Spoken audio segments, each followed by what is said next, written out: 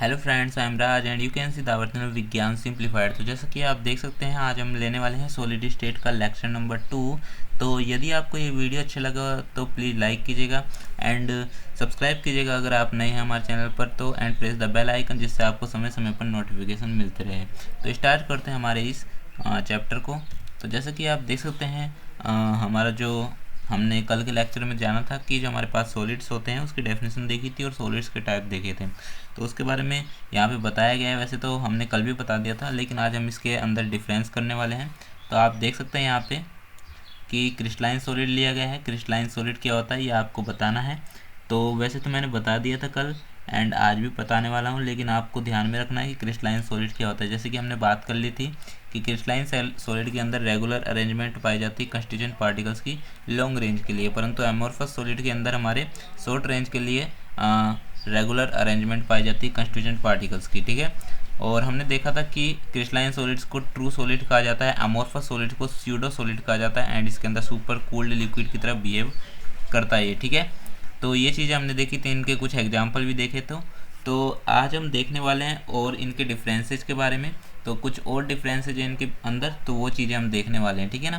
तो जैसे कि आप देख सकते हैं यहाँ पे फर्स्ट पॉइंट लिया गया है क्रिस्टलाइन सॉलिड के अंदर कि have definite shape and volume. ठीक है ना, यानी कि इनके अंदर जो हमारे पास क्रिस्टलाइन सॉलिड होते हैं उनका शेप और वॉल्यूम डिफाइनाइट होता है, यानी कि निश्चित होता है। ठीक है ना, परंतु यदि हम बात करें अमोर्फस सॉलिड की, तो अमोर्फस सॉलिड के अंदर क्या होता है कि इनका जो शेप और वॉल्यूम की बात करें तो इनका शेप और वॉल्यूम डिफाइनाइट नहीं होता है, do not have definite shape and volume. तो सिंपल सी बात है कि ये हार्ड भी नहीं होंगे। ओके, तो यहाँ से ही हमारा एक पॉइंट क्या निकलता है कि यदि जिसका शेप और वॉल्यूम डिफाइनाइट हो वो हार्ड होंगे। ठीक है ना, वो कैसे होंगे? हार्ड होंगे। ओके, परंतु यदि हम बात करें जिसका शेप और वॉल्यूम डिफाइनाइट ना हो तो वो कैसे होंगे? तो वो सॉफ्ट होते हैं। ठीक है ना, वो सॉफ्ट होते हैं, उनको आसानी से ब्रेक किया जा सकता है, तो ये सॉफ्ट होते हैं। ठीक है ना, तो ये एक पॉइंट यहाँ पे निकल जाता है। अब जैसे नीचे भी आप देख सकते हैं कि परफेक्ट ऑर्डर क्लोज पैकिंग, यानी कि इसके अंदर परफेक्ट ऑर्डर के अंदर क्लोज पैकिंग पाई जाती है, यानी कि इसके अंदर जो क्लोजली पैक्ड होते हैं कंस्टिट्यूएंट पार्टिकल्स वो परफेक्ट ऑर्डर के अंदर होते हैं। ठीक है ना, परंतु यदि हम बात करें अमोर्फस सॉलिड की, तो अमोर्फस सॉलिड के अंदर क्या बताया गया कि do not have perfect order close packing. ठीक है ना, यानी कि इसके अंदर जो क्लोजली पैक्ड जो कंस्टिट्यूएंट पार्टिकल्स होते हैं वो परफेक्ट ऑर्डर के अंदर नहीं होते, और इसी के कारण इसके अंदर जो क्लोजली पैकिंग की परसेंटेज निकलती है वो काफ़ी कम निकलती है। ठीक है ना, यानी कि एक एग्जांपल के थ्रू इसको समझने का प्रयास करते हैं कि हमारे पास जो क्लोजली पैक्ड है वो क्या है। ठीक है ना, तो इसको हम समझने का प्रयास करते हैं। ठीक है, तो एक चीज़ यहाँ पे ध्यान रखिएगा कि जो हमारे पास कंस्टिट्यूएंट पार्टिकल्स होंगे, ठीक है ना, तो कंस्टिट्यूएंट पार्टिकल्स जब क्लोजली पैक्ड जब माने जाएंगे, जैसे कि हमने एक एग्जांपल ले लिया। ठीक है ना, एग्जांपल के रूप में हमने लिया कि हमारे पास कोई भी एक मान के चलिए डब्बा है। ठीक है ना, यानी कि यहाँ पर हम डब्बा ले लेते हैं। ठीक है, ये हमारे पास एक डब्बा है, इसके अंदर हमारे को लड्डू जचाने हैं। ठीक है ना, लड्डू जचाने हैं, या फिर आप ऐसे भी कह सकते हैं कि एक अटैची हो और जिसके अंदर आपको कपड़े जचाने हो। ठीक है ना, तो उसके अंदर जब कपड़े जचाए जाते हैं तो एक तो ऐसा होता है कि आप जचाते हैं और एक ऐसा होता है कि आपकी मम्मी जचाए। ठीक है ना, कपड़े को आपकी मम्मी जचाएं या फिर आप जचाएं। तो जब आप जचाते हैं कपड़े को तो वहाँ पे क्या होता है, वो अमोर्फस सॉलिड के अंदर आ जाता है। क्यों आता है? क्योंकि जब आप कपड़े को जचाते हैं तो वहाँ पे जो कपड़े आते हैं अटैची के अंदर, बक्से के अंदर, या जिसके अंदर भी आप डाल रहे हैं, तो वो वहाँ पे जो कपड़े की आप जचाएंगे उसको परफेक्ट ऑर्डर के अंदर, तो वहाँ पे कपड़े कम अंदर आएंगे। ठीक है ना, उसके अंदर जो बक्से के अंदर या फिर आप जिसके अंदर भी जचा रहे हैं तो उसके अंदर कपड़े कम मात्रा में आएंगे, ज़्यादा कपड़े आप नहीं जचा सकते उसके अंदर। परंतु आपकी मम्मी इस प्रकार जचाएगी कि आपके जो कपड़े होंगे, ठीक है ना, आपके जो कपड़े होंगे वो ज़्यादा मात्रा में आ जाए, ज़्यादा कपड़े अटैची के अंदर आ जाएँ, तो इस प्रकार आपकी मम्मी जचाएंगी। तो यहाँ पे हमारे जो क्रिस्टलाइन सॉलिड के अंदर आपकी मम्मी के जचाए हुए कपड़े आ जाते हैं और आपके द्वारा जो कपड़े जचाए हुए हैं वो अमोर्फस सॉलिड के अंदर आ जाते हैं। ठीक है ना, तो ये ध्यान रखिए कि परफेक्ट ऑर्डर के अंदर, यानी कि ज़्यादा मात्रा में। ठीक है ना, तो क्रिस्टलाइन सॉलिड में तो ज़्यादा मात्रा में क्लोजली पैक्ड होते हैं, जो कंस्टिट्यूएंट पार्टिकल्स होते हैं वो ज़्यादा आते हैं इसके अंदर, परंतु अमोर्फस सॉलिड के अंदर कम मात्रा में पाए जाते हैं, ठीक है ना। उतना ही टाइप का यानी कि उतना ही बड़ा यदि हम कोई भी एक सॉलिड ले लें तो इसमें हमें कंस्टिट्यूएंट पार्टिकल्स की रेंज देखें इसके अंदर, तो कंस्टिट्यूएंट पार्टिकल्स किसके अंदर ज़्यादा मिलेंगे, क्रिस्टलाइन सॉलिड के अंदर मिलेंगे, परंतु अमोर्फस सॉलिड के अंदर भी मिलते हैं लेकिन कम मात्रा में पाए जाते हैं, ठीक है ना। तो इतना आप ध्यान रखिए कि इसके अंदर जो हमारे पास क्रिस्टलाइन सॉलिड होते हैं उनके अंदर परफेक्ट ऑर्डर क्लोज पैकिंग पाई जाती है, परंतु अमोर्फस सॉलिड के अंदर परफेक्ट ऑर्डर में क्लोज पैकिंग नहीं पाई जाती, ठीक है ना। यानी कि इसके अंदर बिखरे हुए रहते हैं ना, सिंपल सी बात है, बिखरे हुए रहते हैं कण, जो बिखरे हुए रहते हैं इसी कारण से इसके अंदर ज़्यादा मात्रा में कण नहीं आ पाते हैं, कंस्टिट्यूएंट पार्टिकल्स नहीं आ पाते हैं, ये स्प्रेड रहते हैं, बिखरे हुए रहते हैं इसी कारण से, ओके।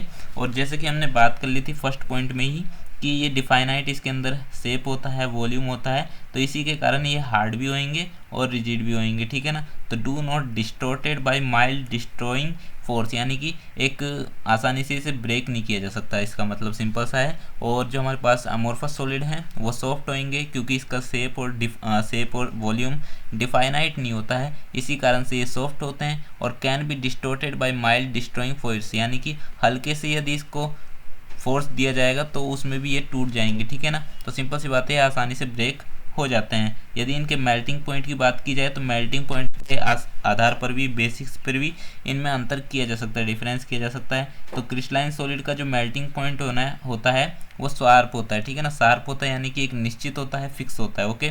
परंतु यदि हम अमोर्फस सॉलिड की बात करें तो इनका मेल्टिंग पॉइंट शार्प नहीं होता है, लो होता है, ठीक है ना, काफ़ी कम होता है, ओके। और जैसे कि हमने पिछले वीडियो में देख ही लिया था कि जो हमारे पास क्रिस्टलाइन सॉलिड होते हैं वो एनाइसोट्रोपिक होते हैं, ठीक है ना। एनाइसोट्रोपिक का मतलब यानी कि इनके फिजिकल प्रॉपर्टीज़ को जैसे कि हम लें तो जैसे कि फिजिकल प्रॉपर्टीज़ में कौन कौन आ जाते हैं, रिफ्रैक्टिव इंडेक्स आ जाता है, कंडक्टिविटी आ जाती है, टर्मल एक्सपेंशन आ जाता है, थर्मल है जबकि यहाँ पे, ठीक है ना, थर्मल है, टर्मल नहीं है, थर्मल है, ओके। तो थर्मल एक्सपेंशन आ जाता है। तो इनको जब हम लेते हैं डिफरेंट डायरेक्शन के अंदर तो वो डिफरेंट आता है हमारे, ठीक है ना, मान भी क्या सा डिफरेंट आता है। तो सिंपल सी बात है कि यदि आप देखें, ठीक है ना, यदि आप देखें कि फिजिकल प्रॉपर्टीज इनके अंदर मापें, ठीक है ना, देखते हैं, लेते हैं, तो वो डिफरेंट आएगा डिफरेंट डायरेक्शन के अंदर। परंतु यदि हम अमोर्फस सॉलिड के अंदर देखें तो अमोर्फस सॉलिड के अंदर वो आइसोट्रोपिक नेचर के होते हैं। क्यों होते हैं? क्योंकि इनके फिजिकल प्रॉपर्टीज जैसे कि रिफ्रैक्टिव इंडेक्स हो गया, कंडक्टिविटी होगी, थर्मल एक्सपेंशन हो गया, तो ये डिफरेंट डायरेक्शन में लेने पर सेम आते हैं, ठीक है ना। तो ये हमने कल ही देख लिया था। अब यदि इनके एग्जाम्पल की बात की जाए तो एग्जाम्पल में आप देख सकते हैं NaCl यानी कि sodium chloride, zinc sulphide, potassium chloride, ठीक है ना। इनका अमोर्फस सॉलिड का एग्जाम्पल क्या है? रबड़, प्लास्टिक एंड ग्लासेस, ठीक है ना। तो ये हमने कल देख ही लिया था, ओके। तो आते हैं नेक्स्ट स्लाइड पे। अब यहाँ पे आपको बताया गया है कि इंटरमोलिकुलर फोर्स के आधार पर टाइप्स बताए गए हैं सॉलिड की, ठीक है ना। तो सिंपल सी बात है, यहाँ पे आप देख सकते हैं इंटरमोलिकुलर फोर्सेज के आधार पर सॉलिड्स के टाइप बताए गए हैं। तो सबसे पहला है हमारे पास आयोनिक सॉलिड, और सेकंड है कोवेलेंट सॉलिड, और तीसरा है हमारे पास मेटेलिक सॉलिड, और चौथा है हमारे पास मोलिकुलर सॉलिड, ठीक है ना। तो आयोनिक सॉलिड के अंदर क्या होते हैं? इनके अंदर जो कंस्टिट्यूएंट पाए जाते हैं वो आयंस पाए जाते हैं, ठीक है ना। जैसे कि आप देख सकते हैं यहाँ पे आप देख ही सकते हैं, यहाँ पे सोडियम आयन पाया जाता है। सोडियम आयन को ऐसे लिखते हैं, ठीक है ना, सोडियम आयन, ओके। तो यहाँ पे प्लस पाया जाता है, ठीक है ना, ये सोडियम आयन के अंदर आ जाएगा। ऐसे ही क्लोरीन में माइनस आ जाएगा, और इन दोनों को जब मिलाया जाता है तो किसका निर्माण होता है? NaCl का, ठीक है ना, NaCl का निर्माण होता है, ओके। तो सिंपल सी बात है कि आयनिक सॉलिड के अंदर जो कंस्टिट्यूएंट पार्टिकल्स पाए जाते हैं वो आयंस में पाए जाते हैं, ठीक है ना, आयंस होते हैं इसके अंदर कंस्टिट्यूएंट पार्टिकल्स। और यदि इनके अंदर फोर्सेज की बात की जाए तो फोर्स ऑफ अट्रैक्शन कौन सा लगता है? इलेक्ट्रोस्टैटिक फोर्स ऑफ अट्रैक्शन लगता है या फिर कूलम्बिक फोर्स ऑफ अट्रैक्शन लगता है, ठीक है ना। तो ये आपको ध्यान रखना है। अब हम बात करते हैं कोवेलेंट सॉलिड के बारे में, ठीक है ना।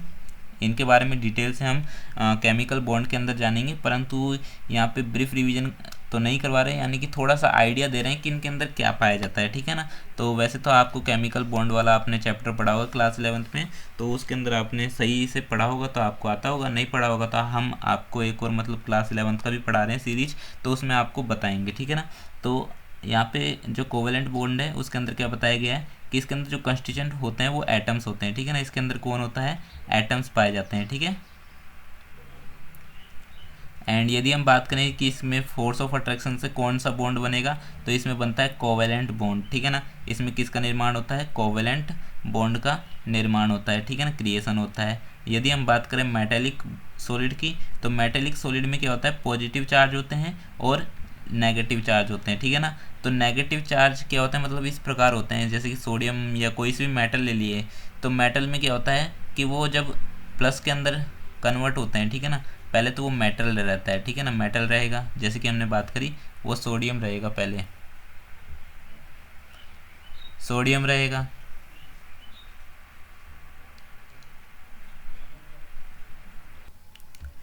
तो इसमें क्या होता है कि यहाँ पे मतलब ये सोडियम को जब आयन के अंदर कन्वर्ट किया जाता है, ठीक है ना, आयन के अंदर कन्वर्ट किया जाता है, तो ये सोडियम आयन देगा, ठीक है ना। और इसके साथ साथ में ये एक इलेक्ट्रॉन भी निकालता है, ठीक है ना, इलेक्ट्रॉन निकालेगा। अब ऐसे ही वहाँ पे कई सारे सोडियम होते हैं, ठीक है ना, कई सारे सोडियम होते हैं, ओके। तो कई सारे वहाँ पे सोडियम पाए जाते हैं, ओके। तो इसी के कारण वहाँ पे कई सारे इलेक्ट्रॉन्स भी निकलते हैं, क्योंकि जब सोडियम आयन के अंदर कन्वर्ट हो जाएंगे तो वहाँ पे इलेक्ट्रॉन्स भी निकालेंगे, ठीक है ना। इसी कारण से वहाँ पे जो इलेक्ट्रॉन्स का सी पाया जाता है, समुद्र पाया जाता है, जो कि उसके चारों ओर इधर उधर विचरण करते रहते हैं, यानी कि मूवमेंट्स करते रहते हैं, और मूवमेंट्स के कारण ही उसके अंदर मतलब कंडक्टिविटी शो होती है, ठीक है ना। तो मेटेलिक सॉलिड के अंदर पॉजिटिव चार्ज भी होते हैं और नेगेटिव चार्ज भी होते हैं, और इसके अंदर जो फोर्स ऑफ अट्रैक्शन के थ्रू कौन सा बॉन्ड बनता है, मेटेलिक बॉन्ड बनता है, ठीक है ना। अब यदि हम बात करें मोलिकुलर सॉलिड की, तो मोलिकुलर सॉलिड के अंदर जो कंस्टिट्यूएंट पार्टिकल्स होंगे वो मोलिक्यूल्स होंगे, ठीक है ना, मोलिक्यूल्स होंगे या फिर एटम्स भी कह सकते हैं, ठीक है ना। और फोर्स ऑफ अट्रैक्शन, कौन सा फोर्स ऑफ अट्रैक्शन पाया जाता है, वान डर वाल फोर्स ऑफ अट्रैक्शन पाया जाता है। और यहाँ पे ये ध्यान रखिए कि मोलिकुलर सॉलिड को हमने कितने टाइप्स में कन्वर्ट किया है, मतलब डिवाइड किया है, तो 3 टाइप्स के होते हैं, polar, non polar and hydrogen bond, ठीक है ना। तो ये 3 प्रकार के मोलिकुलर सॉलिड पाए जाते हैं, जो कि हम केमिकल बॉन्ड के अंदर अच्छी तरह से पढ़ने वाले हैं, ठीक है ना। आते हैं हम नेक्स्ट स्लाइड में, जैसे कि इस स्लाइड में हमने पढ़ लिया है कि आयनिक सॉलिड क्या होते हैं, मेटेलिक सॉलिड क्या होते हैं, और कोवेलेंट सॉलिड क्या होते हैं, एंड साथ में मोलिकुलर सॉलिड क्या होते हैं, इनके बारे में हमने जान लिया है। तो इसके अंदर भी डिवीजन करते हैं हम, मतलब अंतर करते हैं, डिफरेंस करते हैं। तो सबसे पहले हम बात करते हैं आयनिक सॉलिड की, ठीक है ना, आयनिक सॉलिड की बात करते हैं। तो इसमें कंस्टिट्यूएंट पार्टिकल्स कौन से पाए जाएंगे, तो इसमें कंस्टिट्यूएंट पार्टिकल्स आयन्स पाए जाते हैं, जो कि कैटायन हो सकते हैं या फिर एनायन हो सकते हैं, ठीक है। कैटायन के अंदर पॉजिटिव चार्ज पाया जाएगा, जैसे कि आप सभी जानते होंगे, और जिस भी कंस्टिट्यूएंट पार्टिकल्स में नेगेटिव आयन पाया जाए तो वो एनायन के अंदर आएगा, ठीक है। और यदि हम बात करें फोर्स ऑफ अट्रैक्शन कौन सा होता है, तो फोर्स ऑफ अट्रैक्शन होता है इलेक्ट्रोस्टैटिक फोर्स ऑफ अट्रैक्शन, जिसके थ्रू इसमें कौन सा बॉन्ड बनता है, आयोनिक बॉन्ड का निर्माण होता है, ठीक है। यदि हम बात करें मेल्टिंग और बॉइलिंग पॉइंट की, तो इसमें जब force of attraction electrostatic force of attraction पाया जा रहा है, जो कि काफ़ी प्रबल होता है, ठीक है ना, सिंपल सी बात है, पावरफुल होता है। इसी कारण से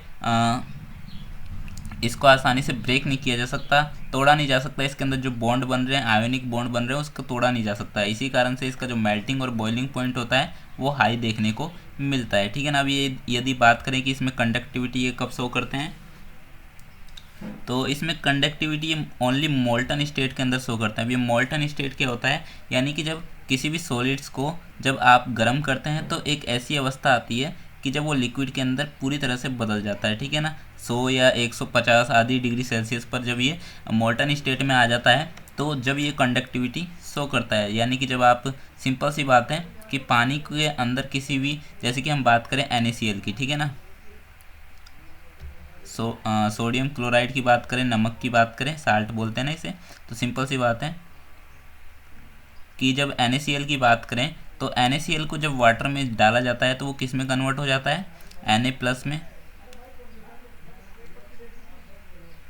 Na+ में कन्वर्ट हो जाएगा, यानी कि सोडियम आयन में कन्वर्ट हो जाएगा। और साथ में यदि हम बात करें कि किस में कन्वर्ट होएगा, क्लोराइड आयन में, ठीक है ना, क्लोरीन का जो आयन होता है क्लोराइड आयन में कन्वर्ट हो जाता है, ठीक है ना। तो सिंपल सी बात है कि जब सोडियम क्लोराइड को वाटर के अंदर या फिर किसी भी लिक्विड फेज के अंदर डाला जाता है तो ये सोडियम आयन एंड साथ में Cl- में कन्वर्ट हो जाता है, क्लोराइड आयन में कन्वर्ट हो जाता है। तो जब ये आयन के अंदर कन्वर्ट हो जाएगा तभी ये इलेक्ट्रिसिटी शो करता है, कंडक्टिविटी शो करता है, ठीक है ना। तो इतना ध्यान रखिए कि जब ये आयन के अंदर कन्वर्ट हो जाता है, जब ये कंडक्टिविटी शो करता है। और ये आयन के अंदर कब कन्वर्ट होता है? लिक्विड फेज के अंदर, ठीक है ना। अब यदि इसके एग्जाम्पल की बात करें, एग्जाम्पल कौन कौन से हैं, तो इसके एग्जाम्पल आप देख सकते हैं आयनिक सॉलिड के, sodium chloride, potassium chloride and zinc sulphide. Zinc sulphide की बात करें, जिंक के ऊपर +2 चार्ज पाया जाता है, ठीक है ना,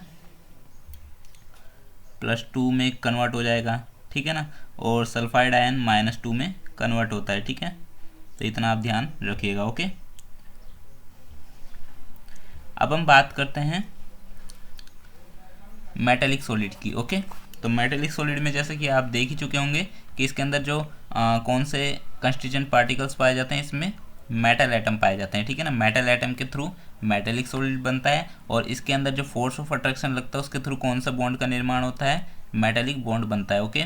यदि इसके मेल्टिंग और बॉइलिंग पॉइंट की बात करें तो इसका मेल्टिंग और बॉइलिंग पॉइंट भी हाई होता है, यानी कि सिंपल सी बात है कि इसको आसानी से ब्रेक नहीं किया जा सकता। और लिक्विड फेज के अंदर और मतलब गैसियस फेज के अंदर, लिक्विड फेज के अंदर आदि के अंदर बदलने के लिए बॉन्ड को ब्रेक करना पड़ता है, तो इसको आसानी से ब्रेक नहीं किया जा सकता। इसी कारण से मेल्टिंग और बॉइलिंग पॉइंट इनके हाई होते हैं, ओके।